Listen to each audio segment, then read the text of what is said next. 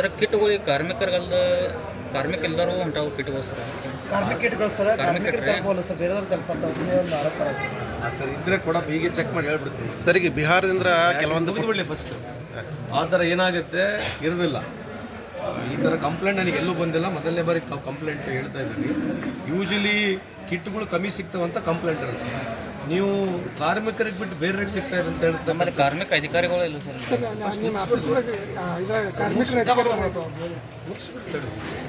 So ಆ ಥರ ಎಲ್ಲ ಗಮನಕ್ಕೆ ಬಂದರೆ ಕೊಡಿ, ನಾನು ಈಗಲೇ ಬೇಕಿದ್ರೆ ಸ್ಪಷ್ಟೀಕರಣ ಕೊಡ್ತೀನಿ. ಆಯ್ತು, ನಿಮ್ದು ಹೇಳಿ ಏನು. ಅಲ್ಲಿ ಕಾರ್ಮಿಕ ಆಫೀಸ್ದಾಗ ರೀ ಆಫೀಸರ್ ಸರ್ ಇರಂಗಿಲ್ಲ ಸರ್, ಕಾರ್ಮಿಕ ಇಲಾಖೆ ಆಫೀಸೇ ಇಲ್ಲ ಸರ್. ಒಂದು ನಮ್ಮಲ್ಲಿ ಬಾಡಿಗೆ ಕಟ್ಟಿಗೆಯಲ್ಲಿ ನಮ್ಮ ಆಫೀಸ್ ಇದೆ. ಸ್ವಂತ ಕಟ್ಟಡ ಆಗ್ಬೇಕಂತಕ್ಕಂಥ ನಿಮ್ಮ ಕೂಗು ಸಾರ್ವಜನಿಕರಲ್ಲಿ ಮುಂದೆ ಬರ್ತಕ್ಕಂಥ ಮಾಡ್ತೀವಿ ಸರ್. ಬಿಹಾರದಿಂದ ಕುಟುಂಬಗಳು ಬಂದ ಹೇಳಿ ನೀವೇನಿಲ್ಲ ಅದೇ ಆಫೀಸ್ದಾಗ ಇರಂಗಿಲ್ಲ ಸರ್, ಅಧಿಕಾರಿಗಳು ಇರಂಗಿಲ್ಲ. ಆಫೀಸಲ್ಲಿ ಇರೋಂಗಿಲ್ಲ ಅಂತಕ್ಕಂಥದ್ದು ನಾನು ಒಪ್ಲಿಕ್ಕಿಲ್ಲ.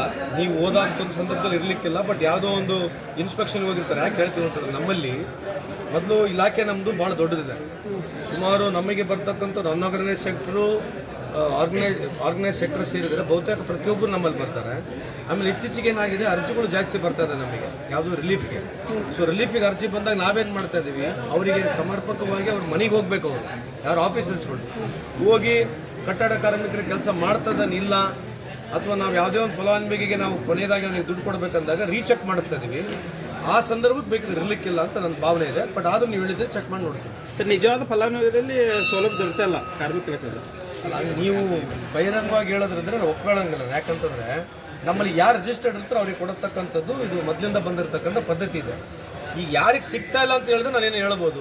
ನೀವು ಸಾರ್ವಜನಿಕವಾಗಿ ಸಿಗ್ತಾ ಇಲ್ಲ ಅಂತ ತಕ್ಷಣ ನಾನು ಹೆಂಗೆ ಹೇಳಿ ನಿಮ್ಮ ಹತ್ರ ಕೆಲವೊಂದು ಇದಾರ ಸರ್ ಕಾರ್ಮಿಕರ, ಅದಕ್ಕೆ ಅವ್ರಿಗೆ ಕಿಟ್ಕೋಸ್ಕರಾಗಿ 30 ಲಕ್ಷ ಕಾರ್ಮಿಕರಿದ್ದಾರೆ. ನಾವು ಯಾವುದೇ ಒಂದು ಸ್ಕೀಮ್ ಮಾಡಿದಾಗ ಹಂತವಾಗಿ ಮಾಡ್ತೀವಿ, ಹಂತವಾಗಿ ಹೋಗುತ್ತೆ. ಅವ್ರು ಹೇಳ್ತಕ್ಕಂಥ ಕೂಗು ಸರಿ ಇದೆ, ಸಿಕ್ಕಿಲ್ಲ ಅಂತಕ್ಕಂಥದ್ದು ಕೂಗಿದೆ. ಬಟ್ ಅದೇನಾದರೂ ಲಿಮಿಟೆಡ್ ಇರ್ತದೆ. ಈಗ ಫಾರ್ ಎಕ್ಸಾಂಪಲ್ ಉದಾಹರಣೆಗೆ 10,000 ಜನ ಇರುತ್ತೆ ಕಂಡ್ರೆ, ನಾವು ಈ ವರ್ಷದಲ್ಲಿ 2,000 ಕಿಟ್ ಕೊಡ್ಬೋದು. ಮತ್ತು 2,000 ಕಿಟ್ಟು 1 ವರ್ಷಕ್ಕೆ ಕೊಟ್ಟರೆ 5 ವರ್ಷ ಬೇಕು ನಮ್ಮೆಲ್ಲ ಫಲಾನುಭವಿ ಮುಟ್ಲಿಕ್ಕೆ.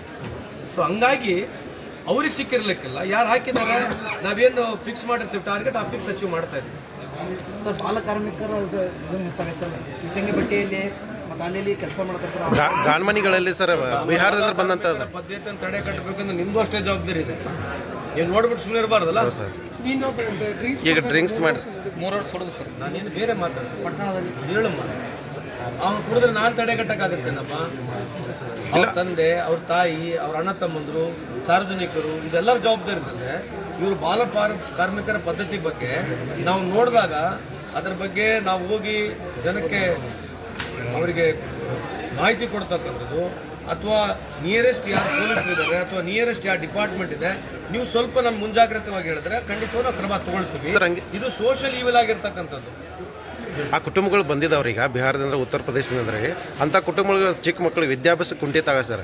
ಅವರು ಅಲ್ಲೇ ಕೆಲಸ ಮಾಡ್ಕೋತಿದ್ದಾರೆ. ಬಿಸಿ ಬೆಲ್ಲ ಅದು ಇದು ಇರ್ತಿದ್ರೆ ಆಯಿಲ್ ಅಂಥದ್ರಾಗ ಅವರು ವಿದ್ಯಾಭ್ಯಾಸ ಬಗ್ಗೆ ಅಲ್ಲ. ಇದು ನೀವು ಹಿಂಗೆ ಸುಮ್ಮನೆ ಒಂದು ಎಕ್ಸಾಂಪಲ್ ತೊಗೊಂಡು ಹೇಳಿದ್ರೆ ನಾನು ಏನು ಮಾಡೋಕ್ಕಾಗಲ್ಲ ಸರ್. ಭಾಳ ಬಂದವ್ರು ಸರ್ ಅಂಥ ಕುಟುಂಬ. ಅದು ಕಂಪ್ಲೇಂಟ್ ಕೊಡಬೇಕು. ಈಗ ನಾನು ಬೆಂಗಳೂರಲ್ಲಿ ಇರ್ತೀನಿ, ನಾನು ಇಲ್ಲಿ ಬಂದಿದ್ದೇನೆ. ಕಂಪ್ಲೇಂಟ್ ಕೊಟ್ಟಿರ್ತಕ್ಕಂಥದ್ದು ವಿಚಾರ ಇದ್ರೆ ನಾನು ಈಗ ಕೇಳ್ಬೋದು. ಈ ನಮ್ಮ ಭಾಗಕ್ಕೆ ಭಾಳದವ್ ಸರ್ ಅಂತ ನೋಡ್ರಿ. ಇಲ್ಲ ಮತ್ತೆ ಈಗ ನಿಮ್ದು ಅಷ್ಟೇ ಜವಾಬ್ದಾರಿ ಇದೆ, ನಂದು ಜವಾಬ್ದಾರಿ. ನೋಡ್ರಿ, ಮಕ್ಕಳಿಗೆ ಶಿಕ್ಷಣ ಕಲಿಸ್ತಕ್ಕಂಥದ್ದು ಸರ್ಕಾರ ಜೊತೆಗೆ ಸಹಕಾರ ಯಾರು ಮಾಡಬೇಕು? ಸಾರ್ವಜನಿಕರು ಮಾಡಬೇಕು. ಸೊ ಆ ವಿಷಯದಲ್ಲಿ ಯಾವುದೇ ಸರ್ಕಾರಗಳು ಬಂದರೆ ಮಾಡ್ತೀವಿ. ನೀವು ನಮಗೆ ಮುಂಜಾಗ್ರತವಾಗಿ ನಮಗೇನ ಮಾಹಿತಿ ಕೊಟ್ಟರೆ ಅದನ್ನು ಸರಿನೂ ಪಡಿಸ್ತೀವಿ. ನಿಮ್ಮ ಸಲಹೆಗಳು ಏನಿದ್ರು ಕೂಡ ಅದನ್ನು ಸ್ವೀಕಾರ ಮಾಡ್ತೀವಿ. ಸರ್ ಖಾಯಂ ತಾಲೂಕು ಆಫೀಸರ್ ಸರಿಯಾಗಿಲ್ಲ ಸರ್. ರಾಯಬಾಗ್ತಿಲ್ಲಿ ಪ್ರಭಾರಿ ಬರ್ತಾರೆ, ಪ್ರಭಾರಿ ಇದ್ದಾರೆ ಸರ್. ಅದಕ್ಕೆ ಸರ್ ಬರ್ಬೋದು.